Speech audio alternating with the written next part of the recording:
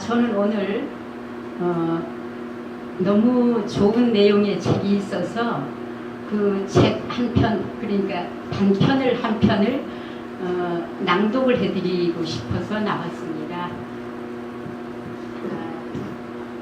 백조의 노래와 소쩍새의 울음이라는 이 책을 제가 선물을 며칠 전에 받았습니다.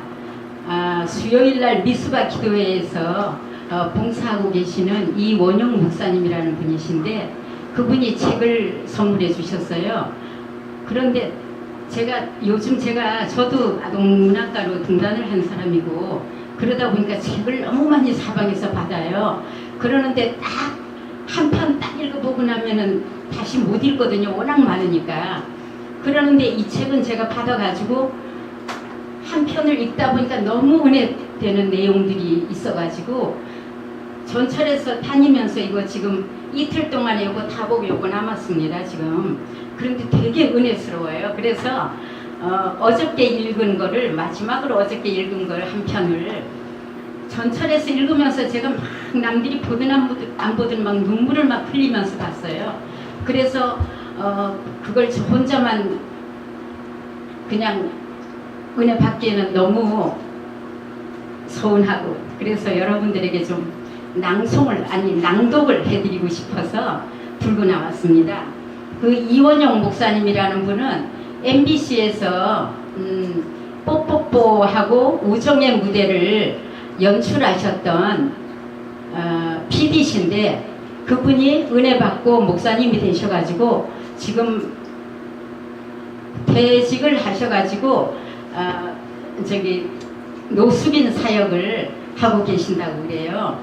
그래서 저는 그분한테 이 책을 받아가지고 읽으면서 얼마나 은혜스러운지 그래서 한 편을 꼭 지금 들려드릴 테니까 제가 좀 낭독하는 게 미숙하더라도 재밌게 들어주시기 바랍니다.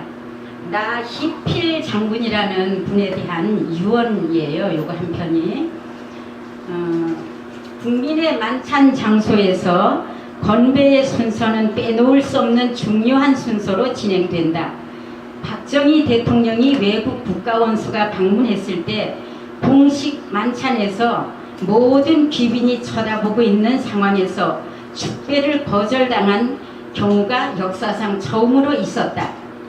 바로 그 장본인이 나희필 장군이다. 박정희 대통령이 이리저리 다니면서 술을 권하고 있었다. 나희필 장군 앞에 서서 술병을 기울였다. 나 장군이 입을 열었다. 대통령 각하, 저에게는 술 대신 콜라나 사이다를 주십시오. 저는 술을 못합니다. 저는 교회의 장로입니다. 이런 지하로 대통령의 축하 술잔을 거부해버리자 박정희 대통령은 나 장군을 유심히 쳐다보았다. 이날의 이 순간을 지켜봤던 어느 장군은 이렇게 회고했다. 마치 폭탄이 터지고 난 후에 엄청난 정적 속에 잠긴 것 같았다. 대통령의 굳은 표정을 본 국방장관이 순간 벌떡 일어났다. 각하, 나 장군은 원래 술을 못합니다. 그 잔은 제가 대신 받겠습니다. 하면서 잔을 빼앗다시피 하여 단숨에 마셔버렸다. 대통령의 체면은 그 위기의 순간을 국방장관의 기지로 일단 넘어갔지만은 만찬장의 분위기는 이미 엎질러진 물이 되고 말았다. 만찬이 끝나고 자리에서 일어난 대통령은 의기소침해 있던 나희필 장군에게 다가가더니 내가 진짜 기독교인이다 라는 아리송한 말 한마디를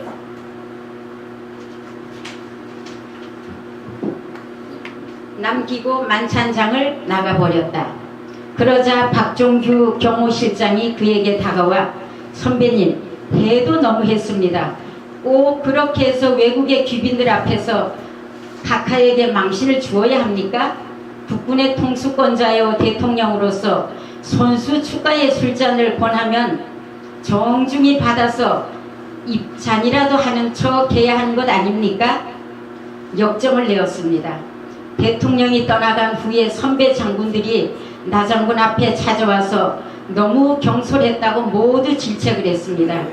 이 사람아, 평소에 각하가 자네를 아껴서 별을 하나 더 달 수 있는 하늘이 준 기회에 왜 그렇게 미련한 짓을 해가지고 이렇게 출세할 길을 가로막고 있냐고 그렇게 이제 모두 질책을 했어요. 사단장 관사로 돌아온 나장군은 정작 매우 불안해야 할 자신의 마음이 오히려 평안함을 느끼면서 내가 과연 그 정도의 신앙에 대한 용기가 어디서 나왔을까? 그거 참 이상한 일이네. 내일 당장 청와대에서 어떤 책벌이 떨어져도 상관하지 않겠다. 내가 하나님을 믿으니 하나님께서 나의 앞날을 책임져 주시겠지. 내가 육사를 졸업할 때도 부대장께서 장교가 되어 술을 안 먹으면 출세를 할 수 없다고 했는데, 그러나 나를 오늘날 장군까지 진급시켜 주신 것은 바로 우리 하나님이 나와 함께 하신다는 증거가 아니겠는가, 이렇게 감사했습니다. 나장군은 기도와 함께 이날 밤 깊은 말씀 명상에 잠겼습니다. 그런데 나이필 장군은 왜 술을 그토록 싫어했을까요? 그것은 아마 어린 소년 시절에 할아버지께서 술을 자주 마시고 오셔가지고 며느리 되는 시어머니를 항상 고생시킨 모습이 그가 청소년으로 성장하는 동안에 항상 머리에서 사라지지 않았기 때문에 그런 것 같다고 했습니다. 당시 평양에서도 소문난 전도사인 어머니께서 눈물의 기도가 항상 쉬지 않고 있었다고 합니다. 한편 군복을 벗을 것으로 생각한 나이필 장군은 다음날 책상 정리를 끝내고 상부의 명령을 기다리고 있었어요. 자기가 이제 잘못된 걸 깨닫고, 그렇지만 이제 어쨌든 나를 이제 나가라 할 거다 생각을 하고 미리 정리를 싹 하고 기다리고 앉아 있었어요. 그러나 문책은 오지 않고 박정희 대통령은 나장군은 어떠한 압력이나 유혹에도 굴복하지 않고 정직하게 나라에 충성할 사람이다 라고 칭찬하며 오히려 별을 하나 더 달고 소장으로 진급시켜 주셨습니다. 육군본부 작전참모부장으로 영전되었고 다시 3군 사령부 창설의 중요한 임무를 또 담당하게 됐습니다. 다시 중앙정보부 차장보와 비상기획원장 장관급 자리까지 승진했습니다. 월남전이 치열할 때 우리나라 장성들과 고위급 인사들이 월남으로 갈 때는 꼭 대만의 한 호텔에서 일일 숙박을 하게 되었다고 합니다.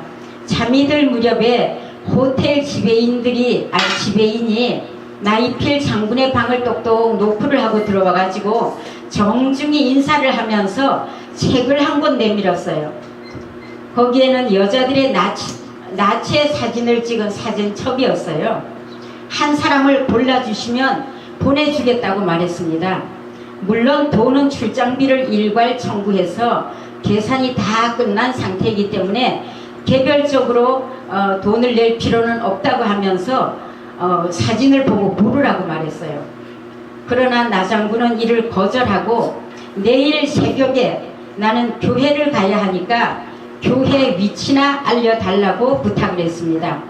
그 후에 이 호텔 지배인은 한국의 고위 인사들이나 장성들이 이 호텔에 유숙할 때마다 이런 말을 전해줬다고 합니다. 이 호텔 건립일에 그렇게 청렴한 사람은 과거에도 지금도 오직 한국에 나희필 장군 한 사람밖에는 없다고 말했습니다. 나장군의 부인 박영래 권사는 이 일화를 지인들에게 가끔씩 말을 하곤 했는데, 특히 전쟁터로 향하는 군인이 그것도 공짜로 수청을 들겠다는 아가씨와 하룻밤쯤은 쥐도 새도 모르게 보낼 수 있었는데도 하나님이 보고 계신다는 평소 남편의 믿음이 그날 밤의 유혹을 단호히 거절했다는 것입니다. 그러니 박영래 권사는 남편에 대한 존경심으로 가득 차 있었다고 합니다. 박 대통령이 비명에 쓰러진 지 14년이 지난 1993년 9월 16일 위대한 믿음의 장군 나희철 장로는 68세로 세상을 떠났다. 그는 세문안교회 김동익 목사의 눈물의 기도를 받는 자리에서 오히려 담임 목사를 위로하면서 유언을 남겼다. 목사님, 제가 목사님을 더 오랫동안 잘 보필하지 못하고 먼저 떠납니다. 언젠가 천국에서 다시 만납시다.